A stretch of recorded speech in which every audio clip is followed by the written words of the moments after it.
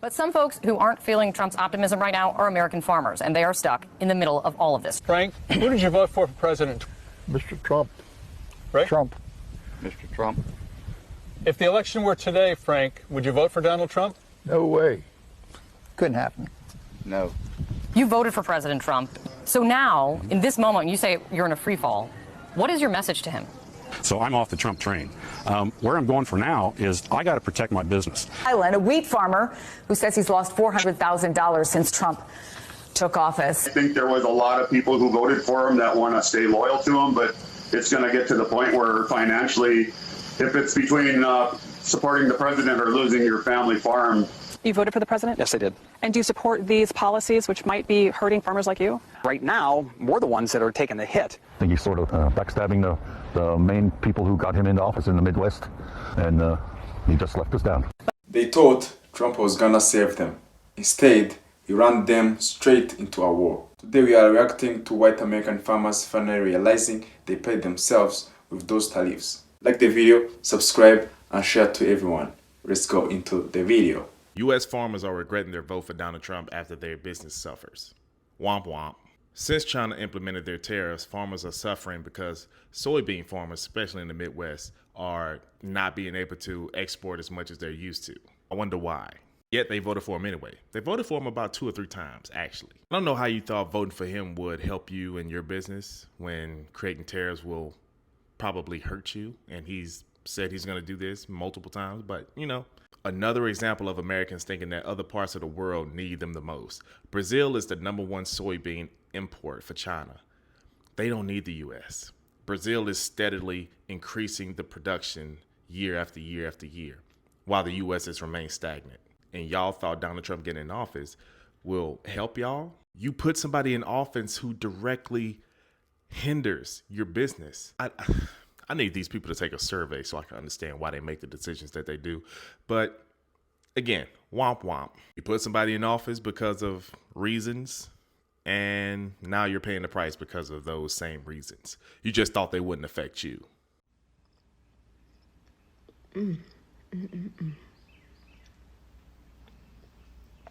3 times he voted for him? That's crazy. Tried to tell him. I know they wish that I know he wish he had voted for Kamala.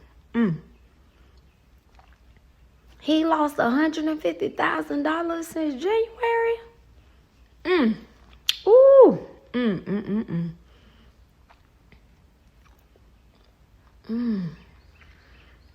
Nobody out there to pick the crops.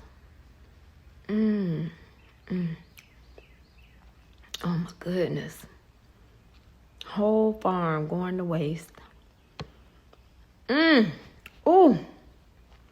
That's got to hurt. Dang. That hurt real bad.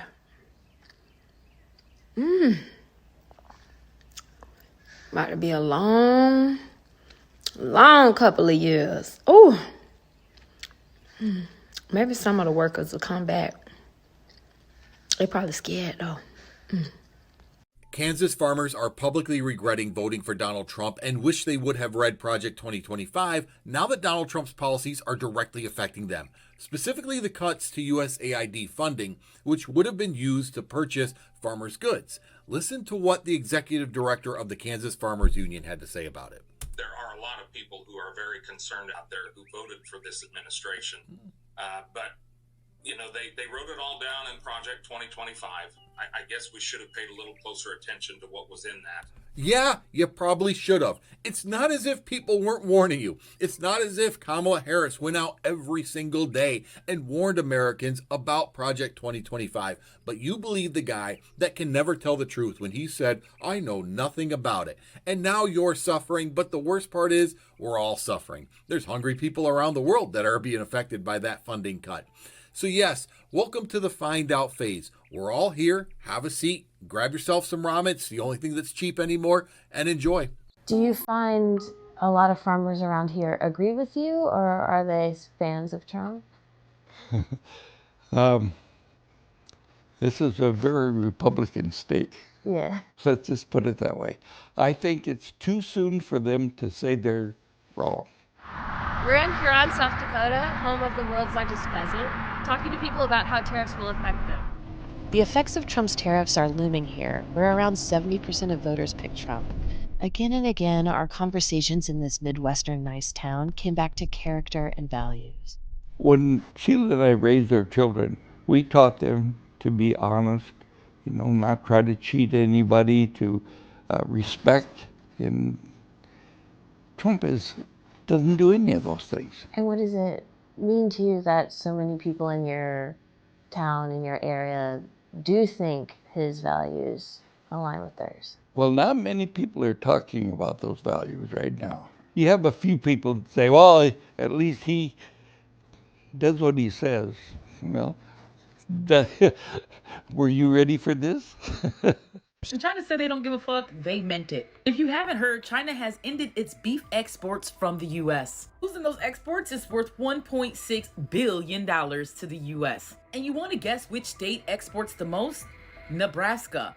And they have a $400 million budget short, which means the Nebraskan ranchers are not going to be able to get a subsidy from the state because they're already $400 million short. China took that beef exports right over to Australia. So that means we are losing again. Have you noticed that they are targeting red states? That seems pretty strategic if you ask me. There's this clip going around where MSNBC interviewed North Carolina farmers about Trump, trade wars, and their markets. And as a North Carolina farmer, I'd like to talk about what happened there. I'm a small farmer who's worked in agriculture 27 years, including helping other farmers on profitability and growing their markets. I want agriculture to succeed, and the way we get there is by being clear-eyed about what our opportunities are and how our votes will impact what those financial opportunities are. Unfortunately, a lot of my colleagues have allowed themselves to get stuck in an echo chamber. And I say unfortunately because that echo chamber makes it real tough to make clear-headed decisions about your own finances, never mind farm policy for the whole country. And that MSNBC interview is a really good example, unfortunately. Any farm bailouts should come with really strict audits and fiscal responsibility controls to make sure that money gets used to get businesses back on track. It's important to understand the farmers who showed up to be interviewed that day are not struggling little poor folks. They're big old money around here. And it so happens that both of them were born into families that built up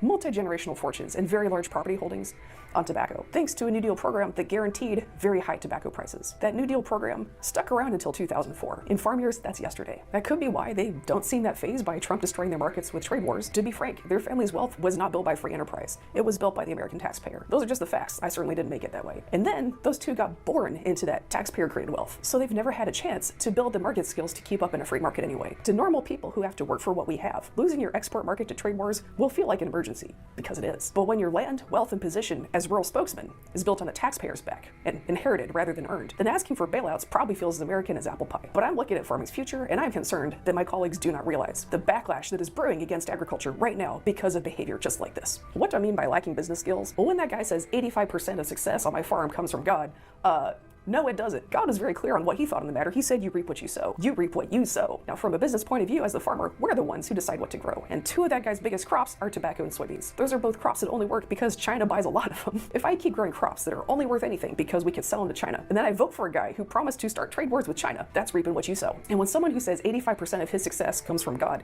comes begging me for money, that's how you know God ain't listening. Donald Trump voters continue to express their deep regrets online and elsewhere. Posts like this on conservative message boards. I voted for Trump because I thought it would be funny to see liberals growl like dogs. I wanted affordable groceries, but the tariffs are going to make everything worse and my life savings will be gone.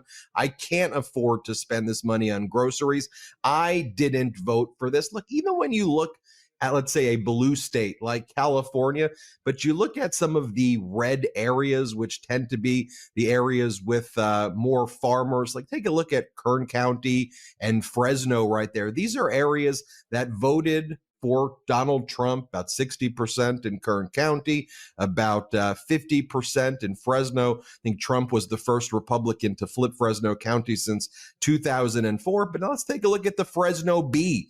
California farmers fear tariff trade war, losses in billions, uneven bailouts. You have a letter from a group including that includes the names of nearly 24 of the state's most influential farming organization, including the California California Farm Bureau, Western growers, and American pistachio growers. It says in part that the emerging trade measures could trigger retaliatory tariffs that will hurt California farmers, who exports totaled $23.6 billion in 2022.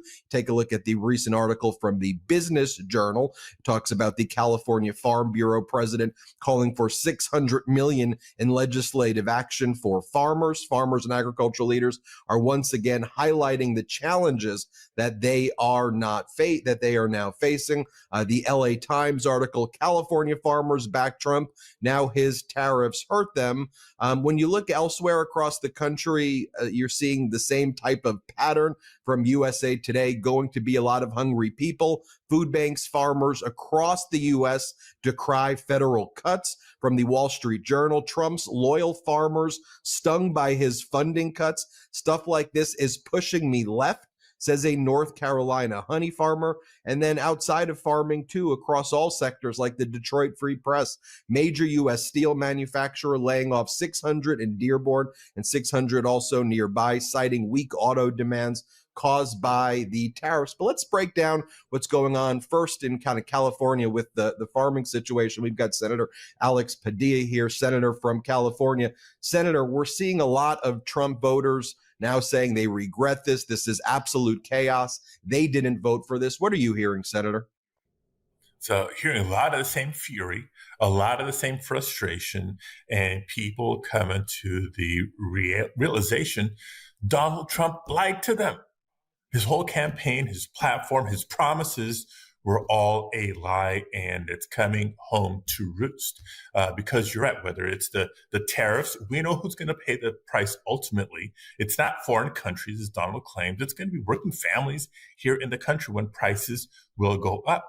This is a president who said he was going to tackle inflation and bring down prices on day one. The opposite has happened. Prices are up in all categories, and now I guess the one thing he has said that's truthful, just this last weekend, he says he doesn't care. He can care less, specifically, is what he said, if prices go up, because they're going up on everything from cars to fruits and vegetables and everything in between. Man, they voted for him, they cheered for him, and now they are regretting their vote because reality hit home.